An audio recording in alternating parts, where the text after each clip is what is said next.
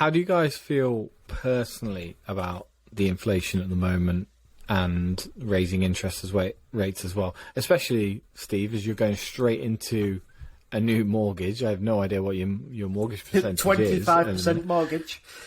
But I'm hoping you're going to lock it in for 10, even 20 years if you can. How are we feeling about energy prices as well? Is that, I know we are all relatively safe and hopefully in relatively safe jobs. Well, I'm not, but I've saved up a lot of money to back it up. Are we scared at the moment? Are we worried about people, or even just for our own sakes? I think, for my own sake, actually living with someone else is, albeit in an enforced way for the time being, likely to be quite helpful in this sort of thing. Being able to lump together energy bills is going to take the edge off it for all of us. It comes at the cost of a bit of space, but we're actually reasonably okay for space here. And Lizzie, who we're living with, is a very, very good friend. It's sort of been kind of ridiculous we didn't already live together, to be honest. But this seems like a decent time to be doing that sort of thing. I advise everyone to sell at least one of their houses and go and move in with somebody else to try and keep their bills down. We only get one lot of the, whatever it is, government kickback thing per household. I'm not even sure if we get that or qualify for that or what the kind of rules around that are. But in general, we'd rather be in that situation than trying to run two, from what I can see of it.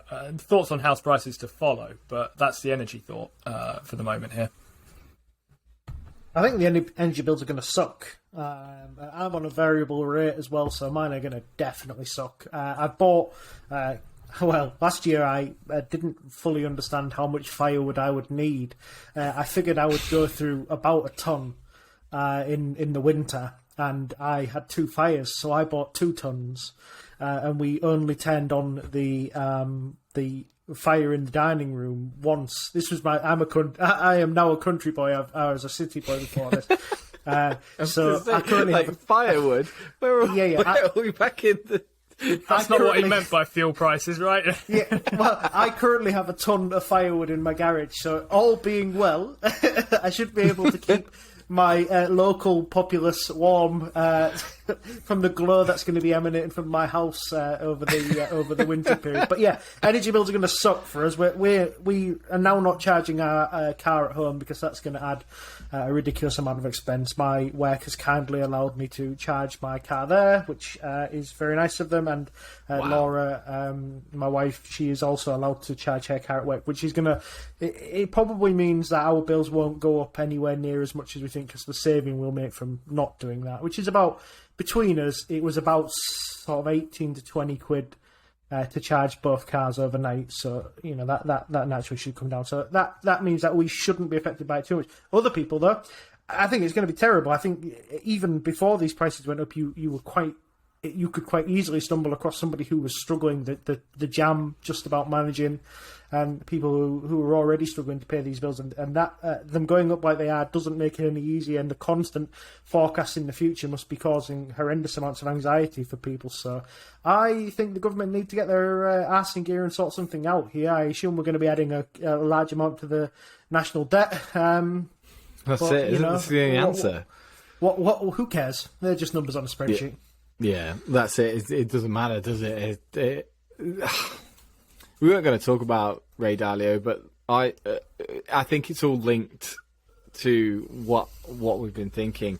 I didn't watch the animation until last week, and I actually put it on the Discord just to see what people thought. And so there's an animation which describes Ray Dalio's New World Order book in quite good detail for 44 minutes. And if you watch it, it's really entertaining. It keeps you engrossed the entire way. But it is shit scary. It is really scary. It's all about rising prices, lower wages, the wealth gap separating, and eventually civil war, and then on top of that, World War, which has to reset everything and then make China king. So it was really horrible. But it does feel like people are squeezing that way. And what I want to tell myself is, that this is just news, because I think everything that in my investment life so far has been built on everything that you hear is just news. It's all hype, it's all scare, it's all fear, and eventually everything's going to be all right. But even right, but it's that thing of right now it sounds really, really scary.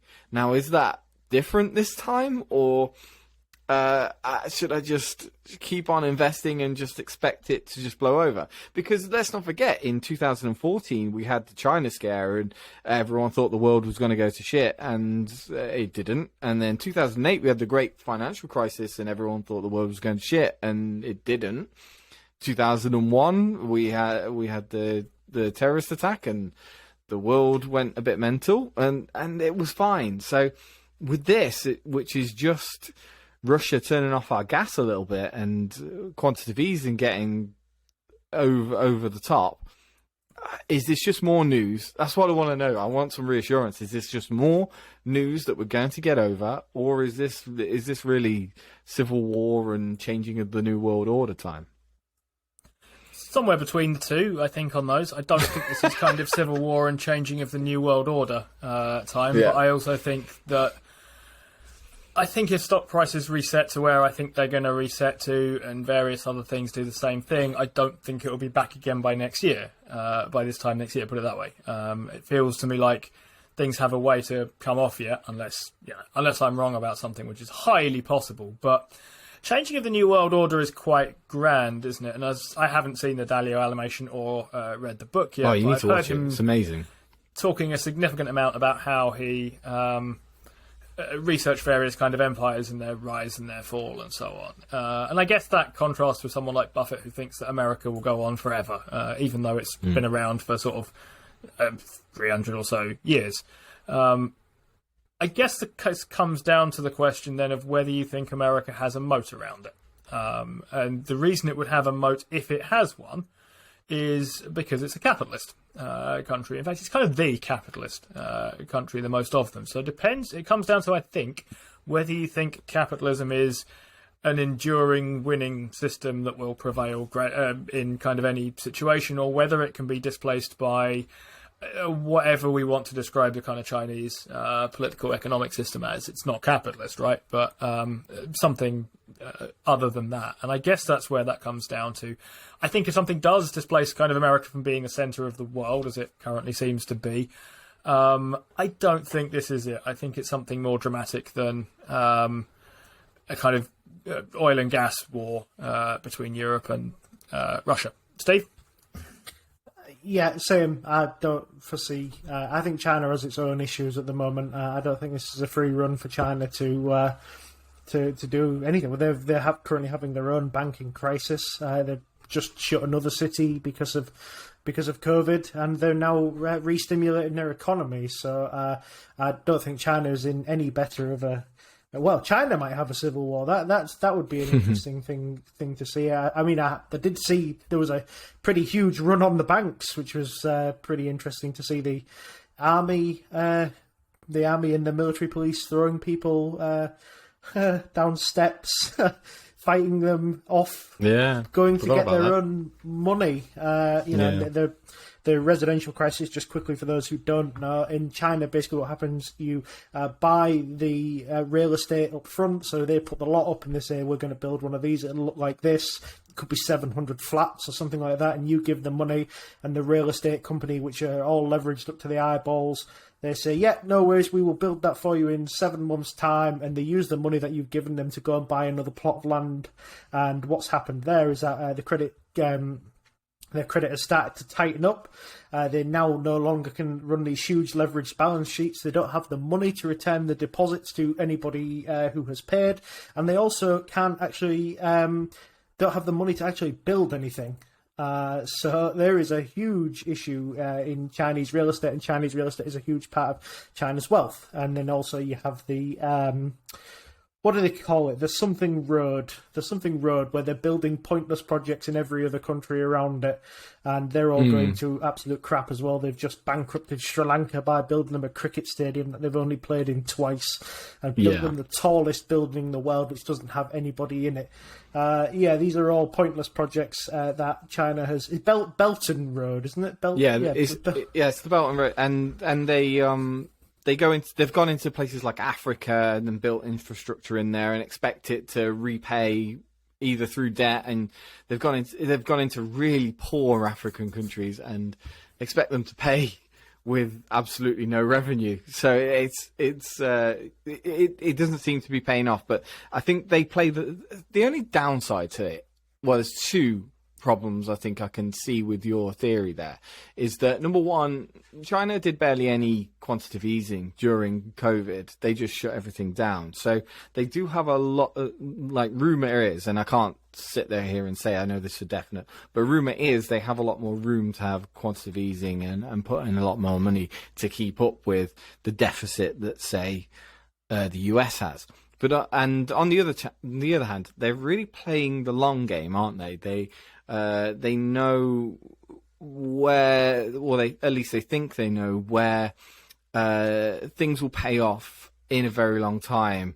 TikTok is one of the big things that people are saying is a long game. It's a generational long game for dumbing down the US and the UK, and we're fighting back a little bit with this new Chips Act. Nancy Pelosi saw it coming, obviously. The chips companies have been taking a beating. That's one of my biggest beatings this week, if I'm honest.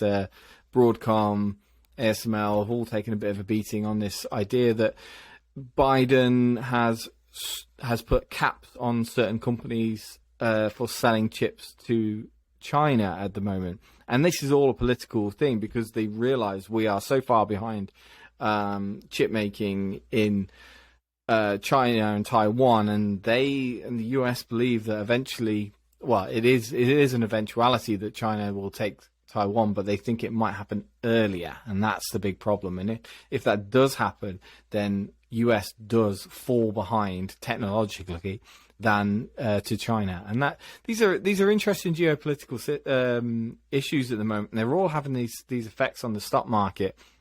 I mean, we can talk very loosely about the US auditing the big companies in China, which is supposedly supposed to ease off a little bit of those worries about things like Alibaba.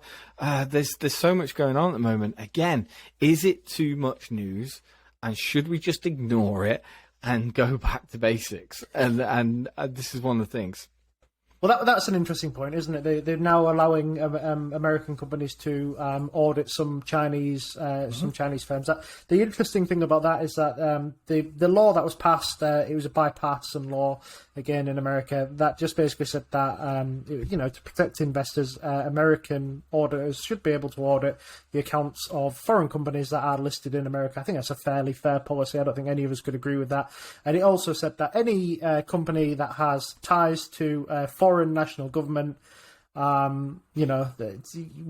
should know about it, and we should be protected from it, and they should immediately delist. China would not admit to that, but 15 of its companies all delisted on the exact same day, which tells you all you need to know about those 15 companies. To be fair, most of them were like Chinese utility, Chinese petrochemicals, Chinese sort of companies in that kind of industry. But I think this is fair enough. It seems to me that the documents are going to make their way to Hong Kong, which they like to tell you is a different system to China, if you believe that. Congratulations. That's civil war in itself. Yeah, and the other thing about China and Taiwan is this could be a little bit of sort of political sort of saber rattling. It's long been China's policy that Taiwan would want to rejoin China by China becoming so great, and I think Taiwan is quite resoundingly not wanted to do that so far. I think in the process of taking Taiwan, that would be a horrendously bloody battle. And to say that they would just walk into Taiwan and they would have all the tech, I think they would end up doing what Russia has done to Ukraine, which is just destroy stuff. And I think that's not a good idea for China. I don't see the point. But then I saw the documentary on Taiwan and how it's trying to bolster its military presence there at the minute, and they are taking the same strategy as the Ukrainians have against Russia, and they've decided over the past few years they've been investing heavily in big armed tanks and things like that, but more recently, since the war in Ukraine, they've been investing in small arms, basically arming people with high explosives. So lots of money there for BAE and Raytheon with the Javelin and the NLAW is what I saw. That's what I saw. I saw dollar signs at that point. But the idea is that bigger countries can take on smaller countries can take on bigger countries now by having this different type of warfare, a sort of guerrilla-y type warfare, where they only have to risk a few small people to take out big machinery, and the big machinery war might not be as effective as it used to be, and that's obvious with the Russian invasion that's going on right now. Interesting thoughts there. Geopolitical views that we didn't expect to be talking about today.